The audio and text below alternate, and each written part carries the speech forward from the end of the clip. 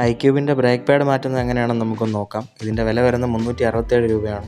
T V S എൻഡോർക്കിൻ്റെതും ഇതിൻ്റെയൊക്കെ break പാഡും കാലിപ്പറും ഒക്കെ same ആണ്. അപ്പോൾ നമുക്ക് ആദ്യം ഈ ഡിസ്കിലും ഇതിലൊക്കെ കുറച്ച് മണ്ണിരിപ്പുണ്ട്, നമുക്കതൊക്കെ ഒന്ന് തുടച്ച് മാറ്റിയിട്ട് നമുക്ക് ഈ കാലിപ്പറിൻ്റെ മൗണ്ടിങ്സ് ഒക്കെ ആദ്യം ഒന്ന് അഴിച്ചെടുക്കാം. 2 12 വോൾട്ടും മുകളിലൊരു 10 ആ ബ്രേക്ക് ഹൗസ് മൗണ്ട് ചെയ്യുന്നതാണ് വരുന്നത്.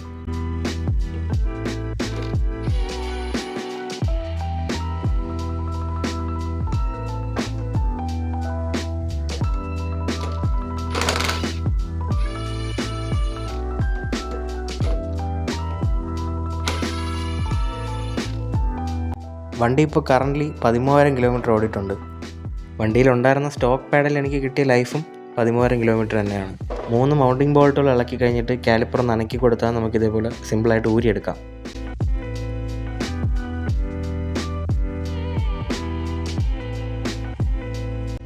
ഇനി ചെയ്യേണ്ടത് ഈ ബ്രേക്ക് പാഡ് ലോക്ക് ചെയ്തിരിക്കുന്ന ആ ഒരു ഷാഫ്റ്റിൻ്റെ 2 പിന്ന് നമുക്ക് ഊരിയെടുക്കണം. അപ്പോൾ നോസ് പ്ലെയറോ ചെറിയ സ്ക്രൂ ഡ്രൈവറോ എന്തെങ്കിലും കെട്ടിയിട്ട് അതിനൊന്ന് പുറത്തോട്ട് വലിച്ചു കഴിഞ്ഞാൽ ആ ആർ ക്ലിപ്പ് അവിടെ നിന്ന് ഊരി വരും. അതിൻ്റെ അപ്പുറ സൈഡിലും ഒരു ആർ ക്ലിപ്പ് കാണാൻ പറ്റും. അത് നമുക്ക് ഇതേപോലെ തന്നെ നോസ് പ്ലെയർ വെച്ച് ഊരിയെടുക്കാം.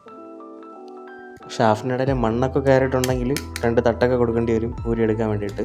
അതേപോലെ തന്നെ അതിൻ്റെ അറ്റത്ത് ചെറിയ സ്പ്ലൈൻസ് പോലെ ത്രെഡ് ഉണ്ട്. അപ്പോൾ നമുക്ക് കൈ കൊണ്ട് കറക്കി തന്നെ അതിനെ വേണമെന്നുണ്ടെങ്കിൽ നമുക്ക് ഊരിയെടുക്കാം.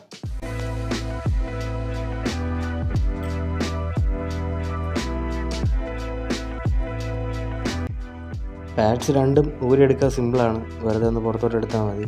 അതേപോലെ തന്നെ ഇന്നർ പാഡും ഔട്ടർ പാഡും ഇപ്പോൾ എത്രത്തോളം വിയർ ഔട്ട് ആയിട്ടുണ്ടെന്ന് നമുക്ക് കാണുമ്പോൾ തന്നെ മനസ്സിലാവും. ഇപ്പോൾ ഇത് ഏകദേശം ഓൾമോസ്റ്റ് ഒരു 90% തേയ്മാനം വന്നിട്ടുണ്ട്. പരമാവധി ഇതേപോലെ ആവുന്നതിന് മുന്നേ തന്നെ മാറ്റാൻ നോക്കുക. കാരണം ഇത് ഈ ആസ്ബറ്റോസിലുള്ള മെറ്റീരിയൽ തേഞ്ഞ് കഴിഞ്ഞാൽ ഇത് ഡിസ്ക് റോട്ടറിൽ കയറി പിടിക്കും, പിന്നെ ഡിസ്ക് റോട്ടർ തേയ്മാനം ഉണ്ടാവുകയൊക്കെ ചെയ്യും. അപ്പോൾ അങ്ങനെ നമ്മൾ വലിയ ബുദ്ധിമുട്ടുകളിലോട്ട് പോകുന്നതിനെക്കാട്ടി നല്ലത് അതൊരു ബ്രേക്ക് ജാം ഇഷ്യൂലോട്ടൊക്കെ എത്തുന്നതിനെക്കാട്ടി മുന്നേ തന്നെ ബ്രേക്ക് പാഡ് അങ്ങ് ചേഞ്ച് ചെയ്യുന്നതായിരിക്കും നല്ലത്. ബ്രേക്ക് ക്ലീനറോ എന്തെങ്കിലും ഉപയോഗിച്ച് നമുക്കിപ്പോൾ ഇതിലുള്ള കരിയും ചെടിയും പൊടിയൊക്കെ നമുക്കൊന്ന് ആദ്യം ഒന്ന് വൃത്തിയാക്കി എടുക്കാം. അതിനുശേഷം നമുക്ക് പുതിയ പാഡ് ഇതിലേക്ക് ഇൻസേർട്ട് ചെയ്യാം. അത് ഇൻസേർട്ട് ചെയ്യുന്നതിന് മുന്നേ തന്നെ ഈ കാലിപ്പറിൻ്റെ പിസ്റ്റനെ നമുക്കൊന്ന് അകത്തേക്ക് ആക്കാനുണ്ട്. അപ്പോൾ അതെങ്ങനെയാണെന്നുള്ളത് ഈ ക്ലീനിങ്ങിന് ശേഷം ഞാൻ കാണിച്ചു തരാം.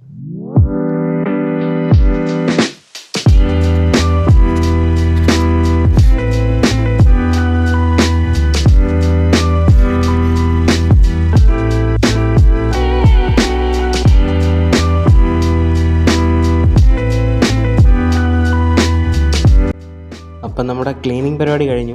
ഇനി നമുക്ക് പുതിയ പാഡ് ഇൻസേർട്ട് ചെയ്യും മുന്നേ നമുക്ക് ആ കാലിപ്പറിൻ്റെ പിസ്റ്റണകത്തേക്ക് ആക്കാൻ വേണ്ടിയിട്ട് പഴയ 2 ബ്രേക്ക് പാഡ് ഇതേപോലെ എടുത്ത് വെച്ചിട്ട് സർക്ലിപ്പ് എക്സ്ട്രാക്ടർ എന്ന് പറയും ഈ ടൂള്. അപ്പം ഇത് നമ്മൾ പ്രസ് ചെയ്യുമ്പോഴത്തേക്ക് ഇതിലുള്ള 2 പിന്നെ അകലും. അപ്പം അത് ഉണ്ടെന്നുണ്ടെങ്കിൽ കുറച്ച് എളുപ്പമായിരിക്കും. ഇല്ലെന്നുണ്ടെങ്കിൽ പഴയ പാഡ് വെച്ചിട്ട് സ്ക്രൂ ഡ്രൈവർ എന്തെങ്കിലും വെച്ച് നമ്മളൊന്ന് പ്രസ് ചെയ്താലും മതി. മെയിനായിട്ട് ഇതിനെ ഒന്ന് ഇതിനകത്തേക്ക് കയറ്റുക എന്നുള്ളതാണ് നമ്മുടെ ലക്ഷ്യം. പക്ഷേ ആ പിസ്റ്റണിന് വേറെ സ്ക്രാച്ചോ കാര്യങ്ങളോ അങ്ങനെയൊന്നും ഉണ്ടാകാത്ത രീതിയിൽ, അതായത് ഡാമേജ് സംഭവിക്കാത്ത രീതിയിൽ പിസ്റ്റനെ ഒന്ന് അകത്തേക്ക് ആക്കുക. അപ്പം ഞാൻ ആദ്യം കാണിച്ചിരുന്ന മെത്തേഡായിരിക്കും കുറച്ചുകൂടെ നിങ്ങൾക്ക് എളുപ്പമായിട്ട് ചെയ്യാൻ പറ്റുന്നത്. അപ്പോൾ ആ ടൂളില്ല എന്നുണ്ടെങ്കിൽ സ്ക്രൂ ഡ്രൈവർ ഉപയോഗിച്ചാലും മതി, വലിയ പ്രശ്നമൊന്നും വരാൻ പോകുന്നില്ല, ഒന്ന് ശ്രദ്ധിച്ചാൽ മതി. അപ്പം നമുക്കിത് പുതിയ പാഡ് ഇതിലോട്ട് ഇൻസേർട്ട് ചെയ്യാം. ആദ്യം നമ്മൾ അകത്തുള്ള പാഡ് കറക്റ്റ് ആ വെട്ട് നോക്കി അതിനകത്തേക്ക് ആ ഒരു പച്ച മാർക്കിങ് കിടക്കുന്നില്ലേ, അതിനകത്തേക്ക് കയറ്റിയിട്ട് ഒന്ന് പ്രസ് ചെയ്ത് വെച്ച് കൊടുത്താൽ അതവിടെ തന്നെ ഇരിക്കും.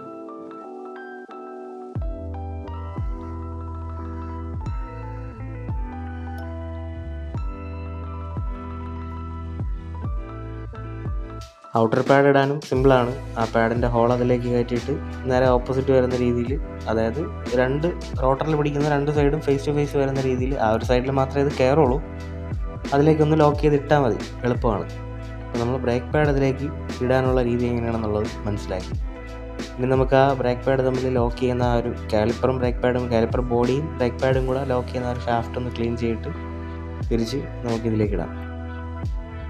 അപ്പോൾ അത് കറക്റ്റ് അതിനകത്ത് നമുക്ക് ആ ആർപ്പിൻ ഇടാൻ വേണ്ടിയിട്ടുള്ള ഹോൾസ് കറക്റ്റ് നമുക്ക് കാണാവുന്ന രീതിയിൽ നമുക്കതിനെ ഒന്ന് കറക്കി ഒന്ന് തിരിച്ചു കഴിഞ്ഞാൽ നമുക്ക് ആ പിൻസ് കറക്റ്റായിട്ട് അതിനകത്തോട്ട് ഇടാം.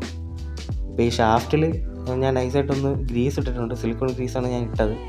അപ്പോൾ ഞാൻ ഈ കാലിപ്പർ ഒന്ന് ഓവറോൾ ചെയ്യുന്ന രീതിയിൽ, അതായത് കാലിപ്പർ ഫുള്ള് അഴിച്ച് കാലിപ്പറിൻ്റെ സീൽ കിറ്റും കാര്യങ്ങളൊക്കെ മാറ്റുന്ന ഒരു വീഡിയോ ആയിട്ട് ചെയ്യാൻ ഉദ്ദേശിക്കുന്നുണ്ട്. അപ്പോൾ അതിൽ ഇത് ഇളക്കി ഗ്രീസ് ചെയ്യുന്നതും എല്ലാം ഒന്ന് ഡീറ്റെയിൽ ആയിട്ട് കാണിക്കുക. അതുകൊണ്ടാണ് അപ്പോൾ ഗ്രീസിൻ്റെ ഞാൻ കാണിക്കാത്തത്. അപ്പോൾ അതിന് മറ്റൊരു ഡീറ്റെയിൽ വീഡിയോ ആയിട്ട് നമുക്ക് ചെയ്യാം. ഇടയ്ക്കിടയ്ക്ക് ഇതൊക്കെ തുടയ്ക്കണം കേട്ടോ, എങ്കിലേ ഒരു രസമുള്ളൂ. ഇനി നമുക്ക് ഈ കാലിപ്പറിനെ നമുക്ക് ആ റോട്ടറിലോട്ട് ഇൻസ്റ്റാൾ ചെയ്യാൻ വേണ്ടിയിട്ട് ആ 2 പാഡ്സിൻ്റെ ഇടയിലുള്ള ഗ്യാപ്പിനെ റോട്ടറിനകത്തോട്ട് കയറ്റിയിട്ട് നമ്മുടെ ഷോക്ക് അബ്സോർബറിൻ്റെ മൗണ്ടിങ്ങിൻ്റെ ഭാഗത്തേക്ക് കാലിപ്പറിനെ തള്ളി അടുപ്പിച്ച് കൊടുത്തു കഴിഞ്ഞാൽ നമുക്ക് ആ 2 ബോൾട്ട് തിരിച്ചിടാനുള്ള ഒരു ഹോള് കറക്റ്റായിട്ട് കിട്ടും. പിന്നെ നമ്മൾ ആദ്യം അഴിച്ചെടുത്തതുപോലെ തന്നെ ആ 2 ബോൾട്ട് 12 വരുന്ന ആ 2 ബോൾട്ട് നമുക്കിട്ട് ടൈറ്റ് ചെയ്യാം. ഇട്ട് ടൈറ്റ് ചെയ്യുമ്പോഴത്തേക്ക് നമ്മൾ ഇത് ഊരി എടുക്കാൻ വേണ്ടിയിട്ട് നമ്മൾ ഇമ്പാക്ട് റെഞ്ചാണ് യൂസ് ചെയ്തത്. അത് കുറച്ചുകൂടെ വർക്ക് എളുപ്പമാക്കാൻ വേണ്ടിയിട്ടാണ്. തിരിച്ച് നമ്മൾ ടൈറ്റ് ചെയ്യുമ്പോഴത്തേക്ക് കൈ കൊണ്ട് ടൈറ്റ് ചെയ്യുന്നതായിരിക്കും നല്ലത്. കാരണം ഇത് ഓവർ ടൈറ്റ് ആയി കഴിഞ്ഞാൽ ഈ ബോൾട്ട് പൊട്ടാനും ഒക്കെ സാധ്യതയുണ്ട്. അപ്പോൾ നമ്മളതൊരു സൂക്ഷ്മതയോടെ ചെയ്ത് കഴിഞ്ഞാൽ നന്നായിരിക്കും.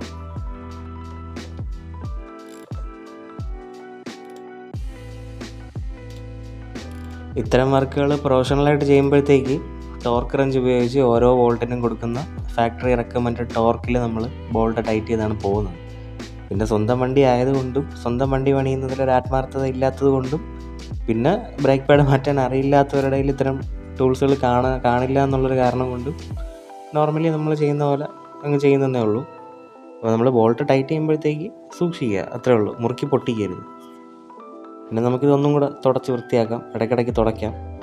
പിന്നെ നമുക്ക് ഏറ്റവും മുകളിലുള്ള ഷോക്ക് അബ്സോർബറിൻ്റെ തൊട്ടടുത്ത് വരുന്ന ഫ്ലൂയിഡിൻ്റെ ട്യൂബ്, അതായത് ബ്രേക്ക് ഹോസ് വരുന്ന ആ മൗണ്ടും കൂടെ ടൈറ്റ് ചെയ്ത് കഴിഞ്ഞാൽ ഓൾമോസ്റ്റ് നമ്മുടെ ബ്രേക്ക് പാഡ് മാറ്റുന്ന ആ പരിപാടി തീർന്നിരിക്കുകയാണ്. അപ്പോൾ നമുക്ക് TVS iQube ആയിക്കോട്ടെ, എൻഡോർക്ക് ആയിക്കോട്ടെ, ഇനിയിപ്പം ഏത് തരം വണ്ടികളായാലും ഇതൊക്കെ തന്നെയാണ് ഇതിൻ്റെ പ്രൊസീജിയർ വരുന്നത്. നമ്മൾ ഇളക്കുന്ന സാധനങ്ങൾ മിസ്സാകാതെ സൂക്ഷിച്ച് വയ്ക്കുക, തിരിച്ച് അതേപോലെ അസംബിൾ ചെയ്ത് വയ്ക്കുക, പരിപാടി കംപ്ലീറ്റ്.